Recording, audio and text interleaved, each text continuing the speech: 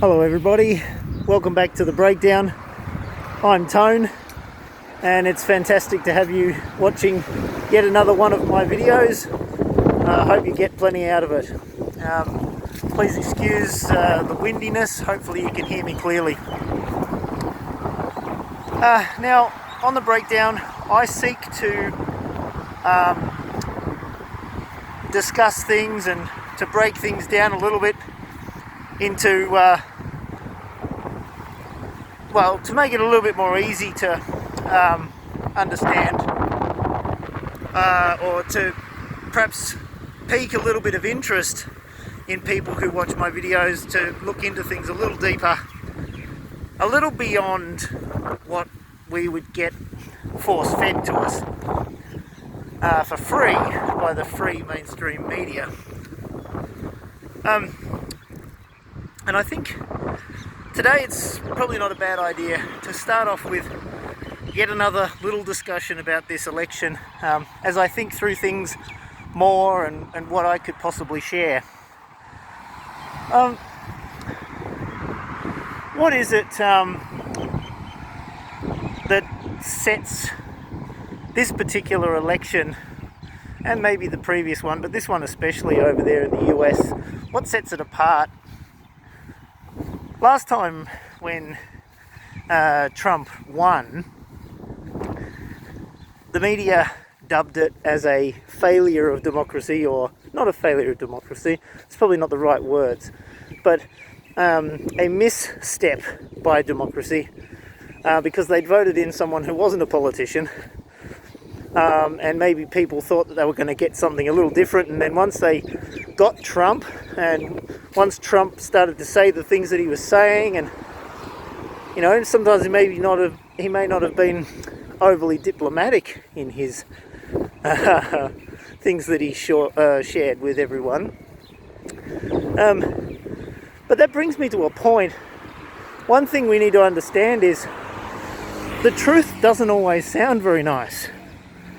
And while a lot of stuff that he did say could be fact-checked, I guess, and came down to opinion and wasn't true, there was a vast majority of things he was saying and doing that spoke to the truth of many, many matters that too many people, perhaps in the political world, don't want us to be talking about and thinking about. So that has to get us thinking. Because let's look at this election. Trump, leading into the election, the mass media was pumping it full of this could come down to being a couple of months before we know the result. Now I firmly believe that the reason they said that was if it was a close call and it looked like Trump was in front, then yes, there'd be a need for a recount. Maybe we won't know for a couple of months because they'd still be holding on to the hope that they get rid of Trump. And what's happened though? It looks like at this stage that perhaps Biden has the edge. What has the media done? They've automatically dubbed Biden the 46th president, even though it's not official yet. They've dubbed him that. What was supposedly going to take months to sort out, maybe having to recount the votes and everything, as soon as it looked like Biden had his nose in front, that was it. They said it's done. Foregone conclusion. Biden's the next president. And with Trump being president, he exposed something that I think a lot of people didn't really get yet. And that was just how much of a huge part the media plays in this world now, in elections, in everything. And that's why he calls it the fake news. He's not wrong. So, just something to really think about. They drag on for ages and say it's going to take quite a long time to find out the result. As soon as Biden looks like he's in, that's it, we can stop the count now. He's won. And we don't have to wait for months and months and months, it's done with. Now, personally, I hope that after a recount and a court challenge, something similar that has already happened over there, where Al Gore won by, well, not very much, but then after a recount, 57 days or something in office, or known as the president-elect, he was dethroned, wasn't he? And we got George Bush. Now, not saying that's a good thing or a bad thing, but I am saying that could happen again. And in this case, yes, I will say it could be the difference between bad and much, much worse, because pretty much the government over there is on the ropes because they are so indebted to the banks. The Federal Reserve runs everything anyway. So that's something that I haven't heard in a little while. There's a lot more motorbikes getting around and a lot more cars revving their engines, and everyone's enjoying their freedom. Good on them. Yeah, so just wanted to, if you hadn't already thought about that being a part of this picture, well, now you can. People couldn't wait to get rid of Trump. And usually people can't wait to get rid of those who speak more truth than lies. Because there are too many truths that the elites and governments and that don't really want us talking about. So that's important to understand. And the truth, if we get down to the fundamentals of truth, it's quite often not very nice. Maybe not overly diplomatic either. And Trump, well, he wasn't overly nice or diplomatic about a lot of things he shared. But he was standing up for his country. He has been putting in policies that will be a heck of a lot better than what they get as the alternative. I can guarantee that, if that is indeed what happens.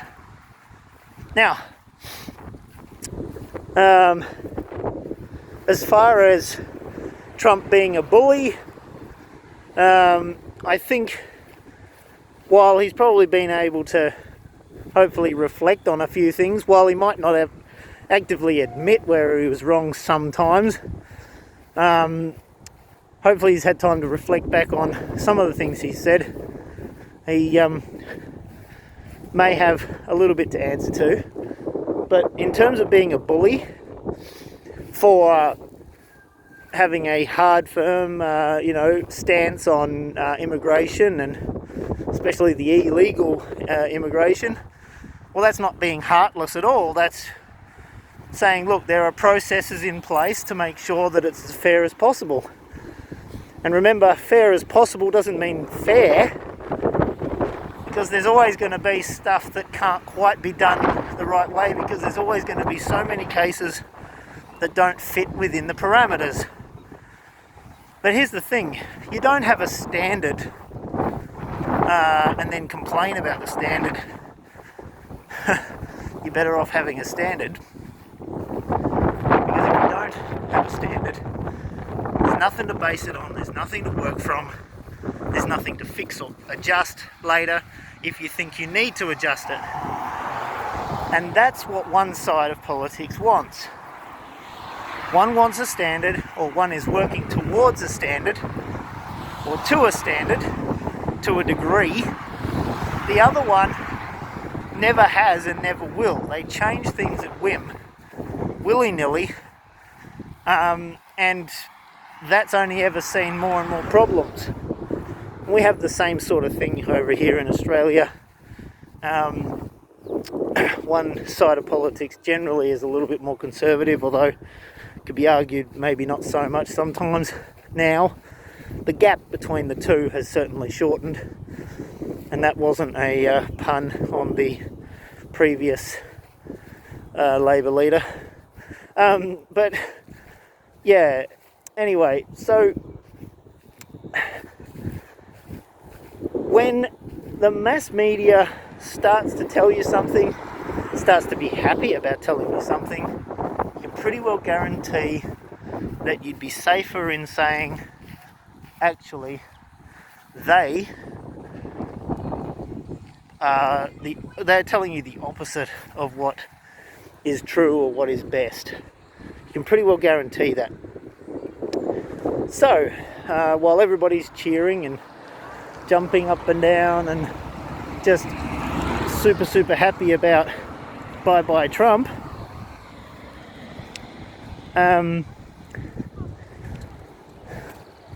we'll see if they're still all happy about how everything's going over the next 4 years, if indeed Biden does clinch it and it's done deal. Because you can't have all that you want right now, and that's a Democratic, or that's the Democratic Party that works towards that. Much the same as what we got with the Labor Party here. They just, anything you want or everything that needs to be done right now. There's no forward thinking or planning. It's just, hey, we've got the bank book now, we've got the checkbook, we've got the pin to the credit card, done. So just think through those things, because there's a lot of stuff going on in the media. That's just one thing, one big example. And before I finish on that part, let's just say I'm not a Trump supporter. I'm a supporter of the truth. I'm a supporter of someone who, comes at me at face value, doesn't have necessarily a political agenda. I mean, Trump's not a politician, so he didn't have close affiliations quite like what the Democratic side has. Guaranteed. Sure, Trump has his connections, but it's not the same. I mean, you're not going to have anyone that makes it all the way to being a president doing so without connections. But I'm not a Trump supporter per se. But I was very happy to see him get in. I wasn't surprised to see him get in, especially over the choice of either him and Hillary Clinton. I mean, come on. And they still haven't had a female president yet. They're going to wait a little bit longer, I'm guessing. I did have this theory that perhaps something might happen late in the race, and maybe Biden couldn't finish the race, and therefore Kamala Harris would have to take it over. And if that happened, then I think it would have been pretty bad for the Republicans, actually. I think it would have fallen straight into the Democrats' hands in that regard. I think that would have been all that needed to happen. It wouldn't have been this close. And that's just because a woman of colour, a woman of an ethnic background, like I think they said Indian background as well, all sort of mixed in. People would have just gone, yes, that's perfect, first female president, done deal. But Biden didn't fall out of the race, and so Kamala didn't get that chance, and so now we've got effectively pretty much what looks like a hung parliament kind of thing, where it was for us back in 2010, when people went, oh no, what did we do? We voted Labor in, and look what we had. But we didn't really like what Liberals were bringing to the party last time, so who do we vote for? And it was just a split thing. Labor only got in because of the Greens helping them out to form a coalition of sorts to be able to turn it into a government of majority. And I think that's what's happened here. There was too many people going, oh, maybe I made a mistake with Trump.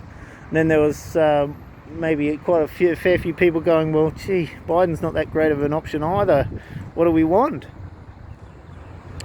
So, anyway, regardless of whether or not Trump or Biden gets in, there's one thing that I will share with you that we need to understand. It doesn't matter who's in position there. It doesn't matter who holds office there. The things that are happening in America and all around the world that are, being done behind the scenes, of which of course the mass media will never tell us about, but a lot of people would be already aware of it anyway, just as quite a few of us little guys are already aware of what's sort of going on. The same agenda is going to get pushed. This green agenda for more batteries and everything like that, they'll say that we're going to save the planet. That's another topic for another time. But there's a lot of money being spent into that, and the money that's being made is not being filtered into saving the planet at all. It's lining people's pockets, and that needs to be understood. The global warming thing, it's more of a religious kind of cult. It's not based in fact enough to warrant the amount of stuff that's being done. So that agenda, and quite a number of other things are going to happen regardless of who's Prime Minister or President of any country. And that needs to be understood and remembered.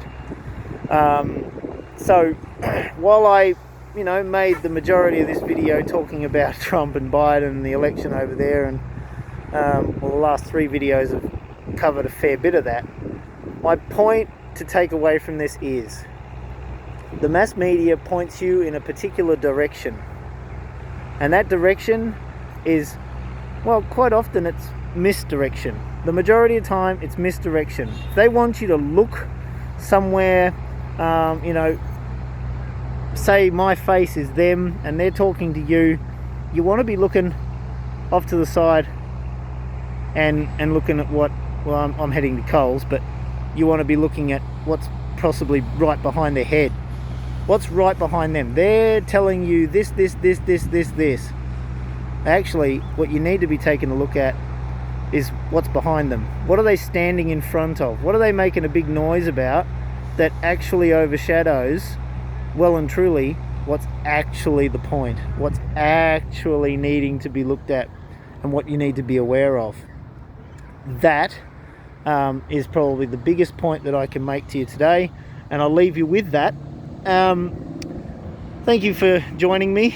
If you've got any comments to make about what I've said, or you think there's something that you'd like me to cover, I continue to share that option with you, because there's plenty of stuff that I do think about and research and that, but some of it I haven't brought to this channel yet. But if there is something that you would like me to cover, or share my opinions on and try to justify those opinions for you, give you more insight in what I think about something, please give me a shout out on the comments section of this video or any other videos you're watching of mine, and I'll do my best to touch on those things in future videos. But we'll leave it at that for now. Thank you so much for joining me. If you haven't already subscribed and this is your first video, I'd appreciate if you subbed, because then you'll be able to see when I post new videos. If you like the video, please like it. Share it with anyone that you think probably needs to wake up about what's actually going on, what's really the truth in this sort of stuff. Also, share some of my other videos with anyone who is struggling with anxiety, depression, the fear and everything that's gone on this year for a lot of people has been a bit of a problem. And I did a couple of videos towards the start of all this pandemic stuff, which is mostly just about encouraging people to take control of their emotions. Not just that though, centering themselves in a safe place, getting connected with the right people, admitting when they're not okay, and all that sort of thing, but trying to ground themselves in what is the truth and not trying to, get past it by just brushing it under the rug, but facing it head on and really figuring out what is the truth of the situation, so that you can dispel from those anxieties and all those sorts of things, and not allowing fear to take control. So if you know someone that might benefit from some of those videos, check those out. They're all on the channel there in different playlists and that. But I'll leave that with you.